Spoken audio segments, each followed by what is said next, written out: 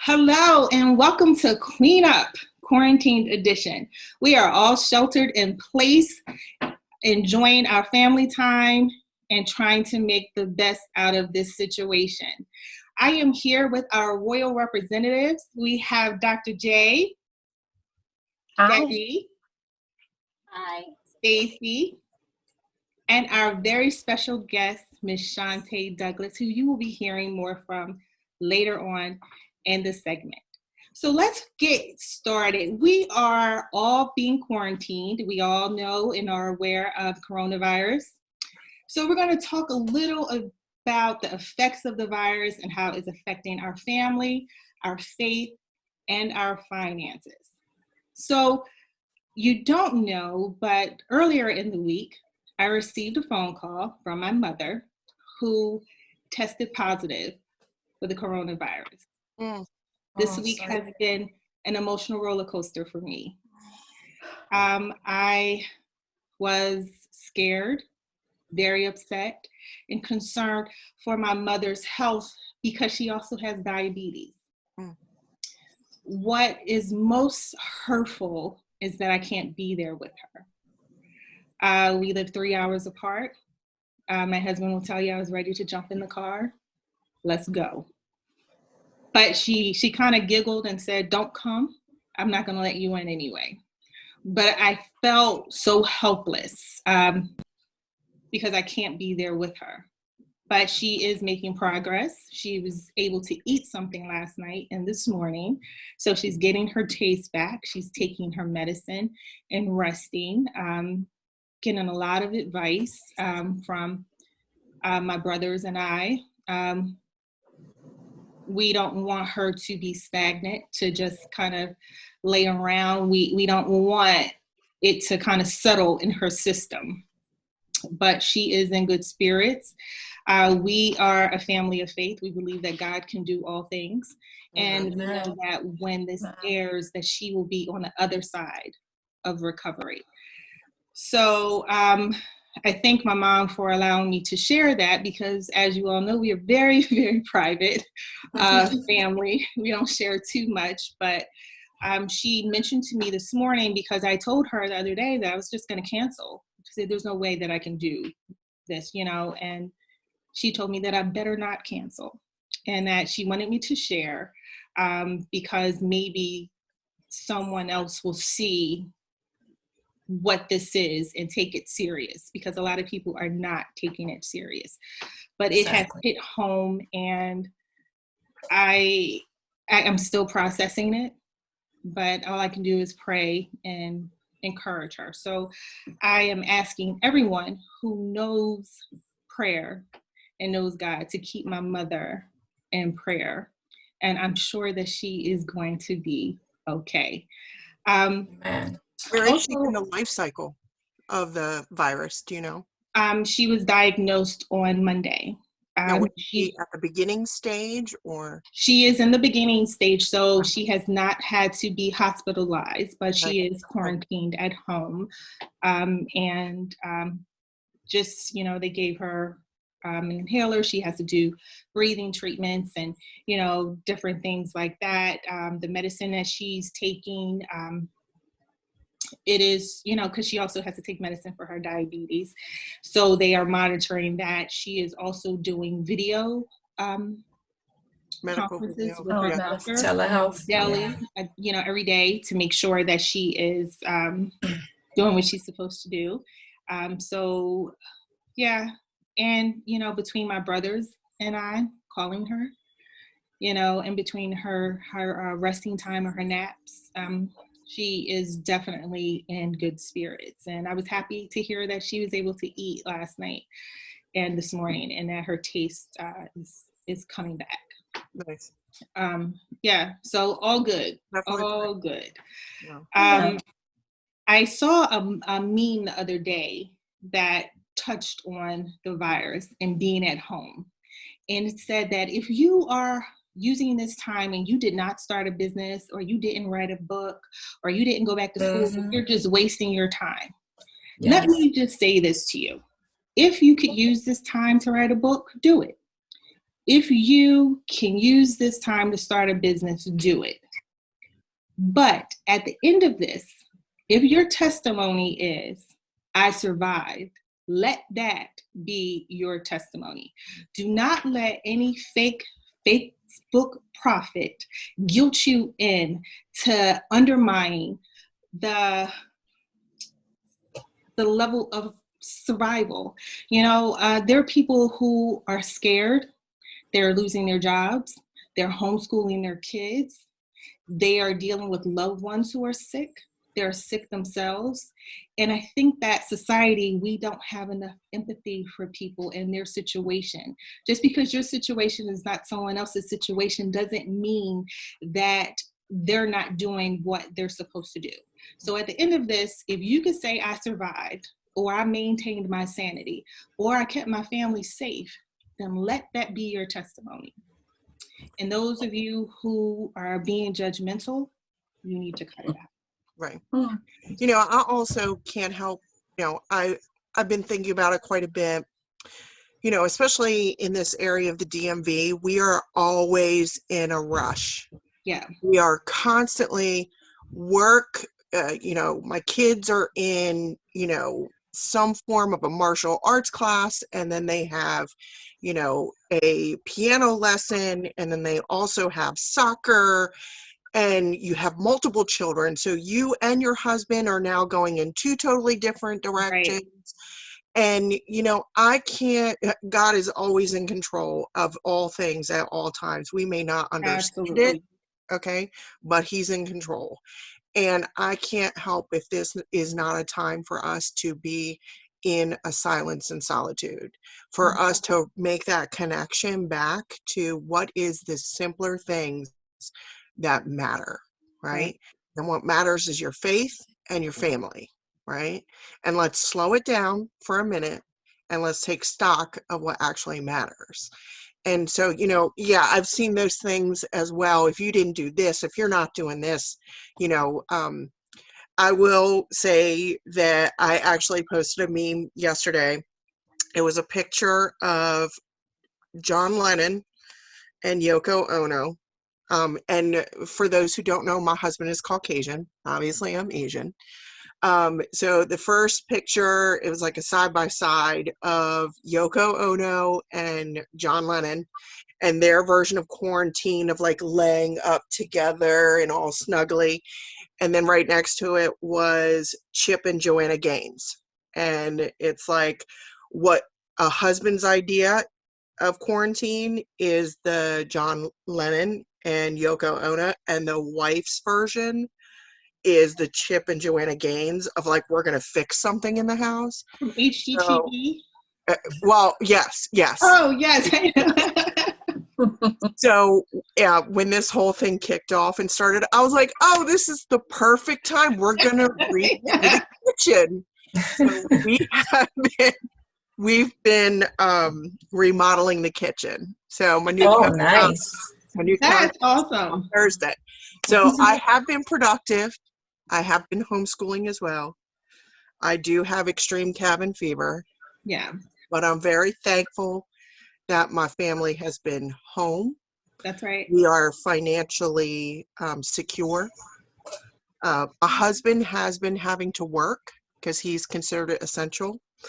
And we've had many blessings from our church that they have provided us with masks for my husband to go and, change his mask multiple times during the day. So he doesn't have to constantly use the same one throughout the day. Mm-hmm. So it's just, being proactive, again, going back to slowing it down, and it's okay to slow down. Absolutely. We get caught up in that hamster wheel of life. So, that's right. Okay. Well, I agree. There's nothing wrong with slowing down. So we are going to move on to our next segment, and we're going to be discussing quarantine cuties, do-it-yourself beauty routines. Mm-hmm. Now, okay. You can see my nails. First of all, getting the gel polish off my nails was a chore. It was absolutely horrible. But I decided to paint my nails. First time, horrible. So I took it off and I went with glitter. I felt like the glitter was safer because you can't even see where I messed up. But I have glitter stuff all on my cuticles and it's, not that good. But I tried. Yes. I Good did. job. Good job. I tried. And as you can see, I'm rocking the natural look with my hair. So, yeah, all good. Now, I don't know about my eyebrows. I am maybe 2 hairs away from having a unibrow. I need to No. I need to work on that. Okay, Like I said, ladies, let's hear it. I think honestly, I think you look great. I love your hair. Thank you. And I love your nails. Thank you. What's your do-it-yourself beauty routine, Dr. J? Well, there are many, but I will say tagging off of your eyebrows, which look great. I am overdue, but I will say that a tip that I have is to use your lighter, not you, but whoever, to use your lighter color eyeshadow in those areas where little hairs are growing. Mm-hmm. And so then that way it covers, the hairs that are out of place or there that shouldn't be. Okay. So that's been one. And as far as the nails are concerned, I too do the dip. However, one came off and the others are just there. So I say all that to say you did a great job. That's it for me. What about you, Chante? I know for me, I only put makeup on when it's a special occasion, so I'm really big on moisturizer. So since I've been home, I just make sure that my face stays moisturized and I'm not breaking out. I try to get as much water as possible. Because I mean, really, it's like I'm not really going anywhere. So my eyebrows are maybe 5 hairs away from looking like Chewbacca, but that's a whole other. That's okay, girl. You look great. So I would share that many years ago, I discovered an at-home product that's made by the same company that does the waxing that you get at the salon. You literally put it in the microwave and it comes with the strips and the sticks and the whole 9 yards. So I just do mine myself at home from the microwave. You wax your eyebrows yourself? Oh, good for you. Yeah. I'm scared of Wow. That's impressive. I'm like, but now let's also reference, that I'm Asian, so there's not a whole lot of hair there to begin with. So don't get it, you gotta take your own grace for yourself, right? I just don't have a lot of hair right here, so I have some margin of error that I'm working with. And so I'm okay. But like a lot of Asian people, my mom has tattoos for eyebrows. She has like a few, but she also has tattoos. My current, I am super, super low maintenance. I'm not a makeup girl. I don't do my nails. Now I do get a pedicure. My feet are a hot mess right now. Like, I'm like, I will stick my foot out the door if someone will come scrub my feet, right? But my biggest thing that I'm working on right now is trying to find a aluminum-free deodorant. Okay, so they're coming out now saying the aluminum is not good. You should really do that. So I'm going through a trial and error with aluminum-free deodorant. So it's a good challenge. Yeah, let us know how that works out for you once you identify like a brand that you like, and just let us know how that works. What's going on with you, Debbie? Well, for me, I've always been a do-it-yourself person. So, like, for me, it doesn't bother me not being able to go. I mean, I love when I go because, of course, it's nothing like being pampered. Right. But yeah, I'm a do-it-yourself person. So, like my eyebrows, my best friend from New York, she was the first one to ever pluck and arch my eyebrows. This was a real long time ago. And so she kind of taught me the ins and outs of doing that. So I've always been able to clean myself up when need be, like in situations like this. Yeah. You just So, pluck. Do you just pluck? yes, I pluck. Your eyebrows are Yes. good. Yeah, they look Well, nice. actually today, because we were doing this, my daughter kind of helped me. I cleaned them up, and then she kind of helped me fill them in and Gotcha. Yeah. Okay. They look really nice. So They that's do. do. They do. Thank you. You all look very cute. Everybody look very cute. You quarantine cuties. So we're going to move on and find out, what have you been watching? Okay, we're all home. We know that if you're not working on a project or working, from home or homeschooling the kids, you're probably watching something on TV, Netflix, Hulu, or on demand for cable. So let us know, what have you been watching? Debbie? So I don't watch a whole lot of TV. Okay. But when I do, it's usually to sit down with my husband and watch a movie.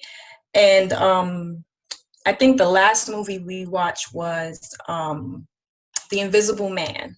Oh, okay. So, and it was good. It was really it? good. It was way better than I expected. Okay. And I think it was I want to say 21 Brooklyn, but I know that's not what it's called.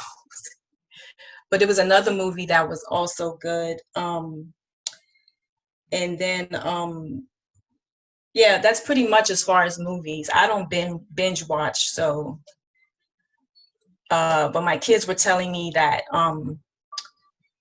that there was a movie, not a movie, a show. Well, my daughter, Grey's Anatomy, she says she's been watched that.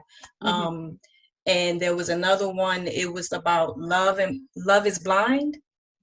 Oh, I've seen that. It's a very good show on Netflix. Yeah. You like that, Chante? Oh, I loved it. Did it's you? a really cute show, yeah. Okay, I haven't seen it, but I saw the previews. When you turn onto Netflix, they kind of recommend something, and that was one of the things that, So is that a reality show? Yes. It is. It's a reality show. It's about people, from what she said, it's about people that they do this speed dating, and they don't get to see each other for a while before actually meeting. Mm-hmm. And then when they meet, am I correct, Chante? When they meet, they get engaged. Yeah, they kind of make a decision based on their emotional connection. Supposed to take out how you first see people. But there be some sanctity in marriage. Yeah. Oh my gosh. Well, what can go wrong with that? Oh my gosh. Right. Are you watching anything, Dr. J? Honestly, I try not to watch too much CNN. Yeah. I would say, because it's not the most encouraging necessarily, and it's a little repetitive. So I try to limit that. But what I do watch is probably binging on Ozark. I think I've been watching that recently. And I think in the evenings, what we tend to do is watch old favorite movies. Like a couple nights ago, we watched Get Out for the millionth time. But I don't know, just different movies that we find entertaining, with the three of us. So it's been good. Okay. Just, family time. Yep. Yeah. So I have been watching Love It or List It. We've been watching a lot of HGTV, a lot of cooking shows. Yes. Chicago PD, and a lot of gangster movies on Netflix. Yeah, somehow we are intrigued by that. I don't know what that says to us, but yeah, that's what that is. So what have you been watching, Stacey? So I'm a big fan right now. So let's see. Right now, 90 Day Fiance is that's a heavy rotation right now. But it's only when I'm home by myself. I have been very blessed that my husband will take my son somewhere for an hour almost every day. So then I binge watch that. Let's see. I just finished Self-Made on Netflix. Oh, that was great. Oh my God. Oh yeah, that was good. We enjoyed that too. That was really good. Yes, I loved it. Self-Made. I watched the last installment of just probably shouldn't share this, but I the last installment of Surviving R. Kelly. Oh. And then also Yeah. the Dave Chappelle trilogy that he just did, and the Mark Twain award show. Yeah, I love Dave Chappelle. Oh, I haven't seen that even come up on as like an option. Maybe Yes. I have to search that. Netflix. It's on Netflix. He did a show in the Warner Theater in DC. He did one in LA, and then he did one in the Mark Twain Award that he received. Now, is that the same show? Because we did see a show, I think he did it in DC, or was that Atlanta? It was like his latest.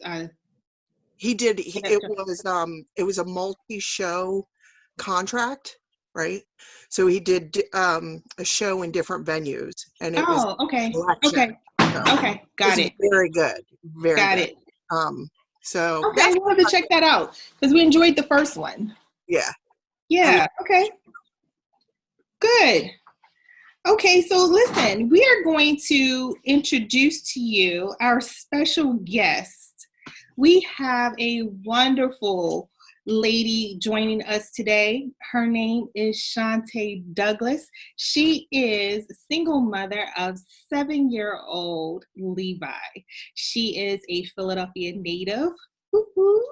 And Yes. she is the author of 5 books. Her latest book, Adventures of Echo Boy and ABC Girl, and she is a public speaker. And we are so happy that she has taken the time out to join the Queen Upcast today. Welcome, Chante. Thank you so much for having me. I appreciate it. Yes, and Chante, Dr. J, and Stacy has some wonderful questions for you. So we're going to get started. Oh, great. So Chante, can you share a little bit of information about your son, who he is, things that he likes, where he is in the spectrum? If you could just share. Sure. He's a very outgoing 7-year-old with part of my personality, so God help it. He's like mid-range on the spectrum, so he has a lot of communication barriers. So he does have a speech disorder called echolalia, where I got Echo Boy from. He's been in speech therapy since he was 3.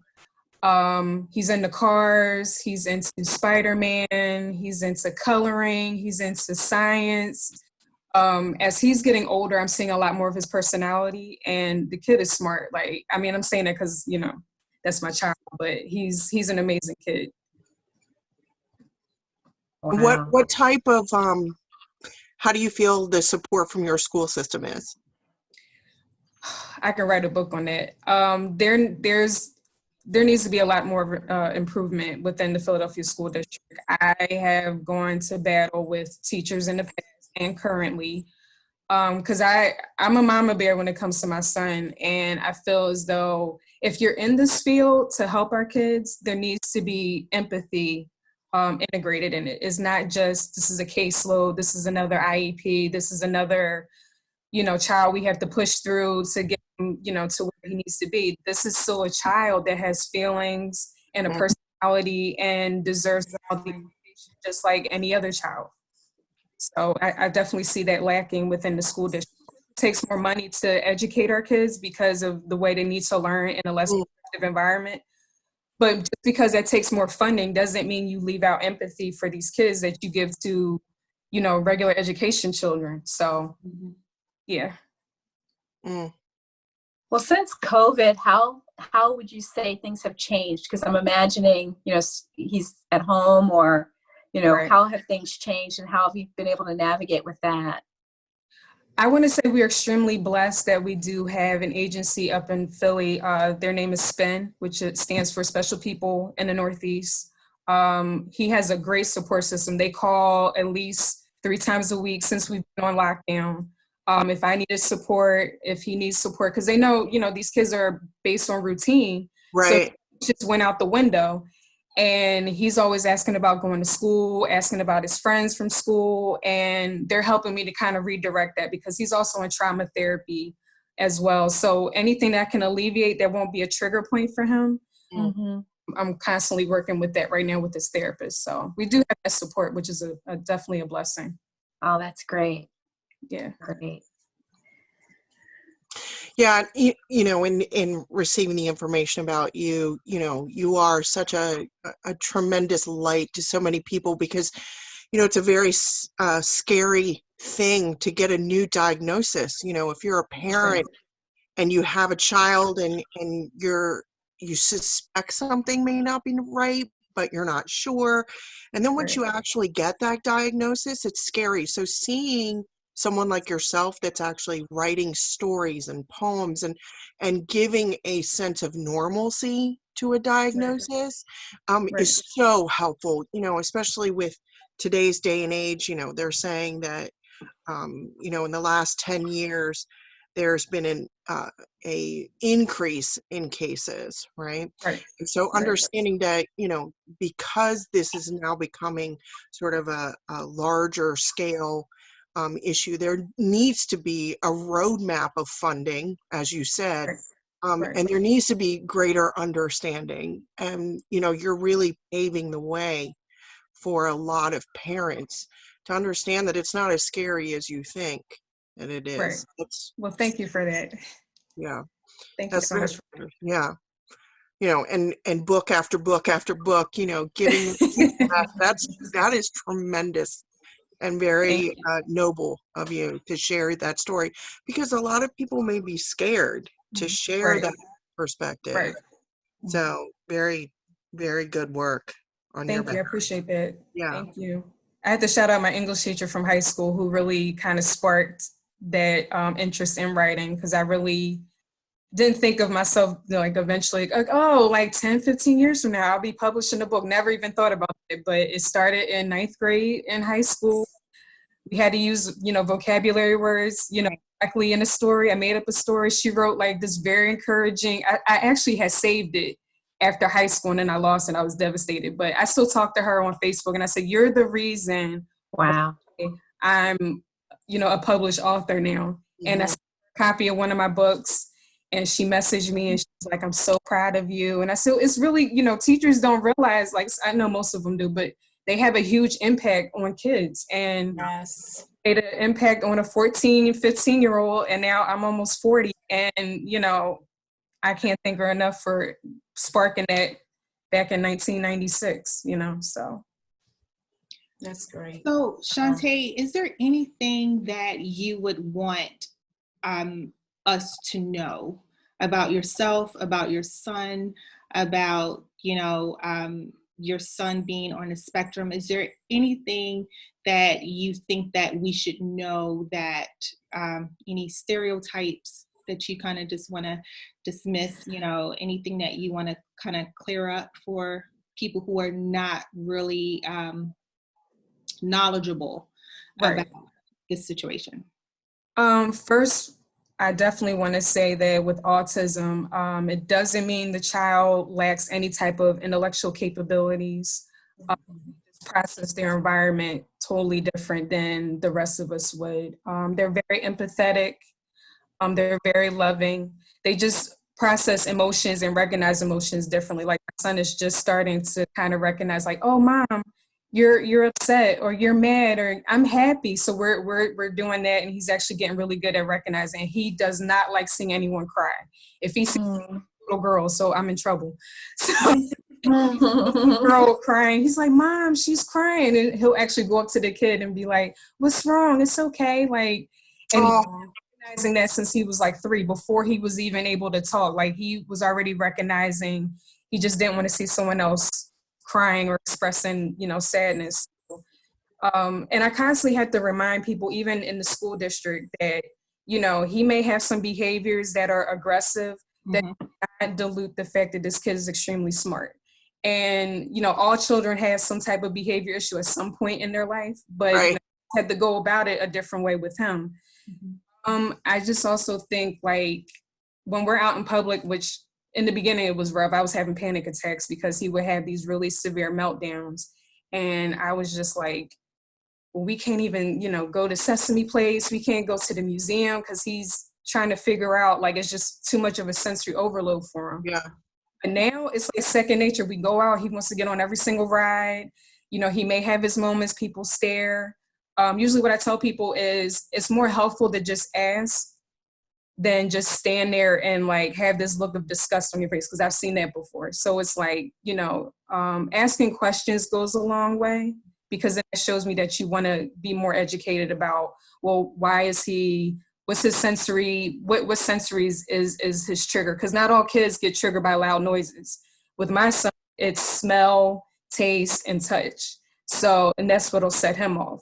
Loud noises, he loves the ambulance running by, the fire truck, will go to Monster Jam. So loud noises don't trigger him. It's really just if something doesn't feel right, even his sensory input, he wants to be like, you know, hugs and, you know, wants to rub up against my face. So yeah, I mean, the more I've learned about him, because I'm, like I always tell people, I'm not an expert on autism in general. I'm an expert on my son with autism. Every kid is different. So what works for us doesn't necessarily work for someone else's child, and they may be on a different area of the spectrum. So I never want to give that impression like I know everything. I just know with my child where his limitations are. So right. Yeah. What an amazing advocate you are for your son. Mm-hmm. Thank you. Absolutely. Thank you. Absolutely. Yeah. And the hardest part is like children with autism, they look just like us. They look like us. You know, they look the same. So when you see a child with certain behavioral moments of behavioral, because I've literally let my son, who is quote unquote normal, lay down face flat on the concrete, screaming his head off. Right. And I have literally sat there like, yep, go ahead. Have a great time. And my neighbor heard him and came around to the other side of the car and looked and saw me, and she was like, oh, please proceed, you know, because people don't understand. They look, they walk, they seem perfectly quote unquote normal. Mm-hmm. But that's why we as a society have to, just when we see things, we have to be graceful, stop with the judge and be graceful. Right.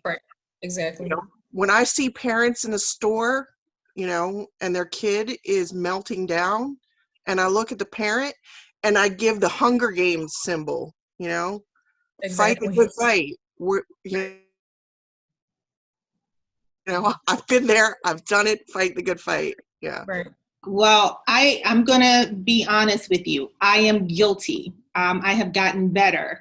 I haven't said anything, but there are times when I have been in a store, Target or whatever, and I've seen a child have a meltdown and they're on the floor, and, you know, and it's, I guess, not me being judgmental. Well, it was me being judgmental and not being aware that there may be an underlying condition or situation as to why that parent is allowing that child to behave that way.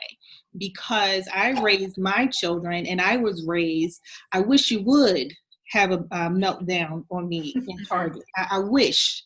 Mm-hmm. Yeah. So everybody in the store is going to know that it's a problem in you know, this section right here. So we didn't play that, you know, because all I had to do was look at my boys and they knew that it was going to be a problem. But my children, just because I did it that way, or I could do it that way, women and parents in general, or people, should not look at other parents as not being good parents or not disciplining their children properly, because there very well could be a situation that we are not aware of. So I am 100% guilty of doing that, or I used to do that. Not so much now, because I do know that there could be another situation. So we are just about out of time, but I do want, Chante, I want you to tell us how we could get your book. Yeah, so the book is available on Amazon. I am in the process of finishing the second book in the series. That's actually being illustrated now, and I'm working on the third book, which will be out later this year. And I have a big project coming in 2021 where I have a whole team of kids now. So they're all like special ability kids. Oh, wow. And it's going to be about a book about kindness. So I'm excited for that. I will let you all know when it's finished, because it's a juggernaut. It's like equivalent to like a little Avengers team. I made up all these characters within the last 2 weeks. I was stuck in the house and I'm like, let me just start writing. And I've been talking to my illustrator and I'm like, all right, what do you think about this? What about this name? I'm like, all right. So see what Chante did during quarantine? She wrote a whole series. So we are hearing that we need to invite you back on our show. I would love to come back. Yes, I would love absolutely. It was wonderful having you. Thank Thank you you so all much. so much. I appreciate your time. And for those who are viewing, thank you for being so supportive of our Queen Up show. We appreciate you. We appreciate the comments, the likes. We appreciate you viewing all of our YouTube shows. We appreciate all that you do for us. Excuse me. Thank you. We also want to encourage you during this time of coronavirus to just be safe, make smart choices, and take care of yourselves.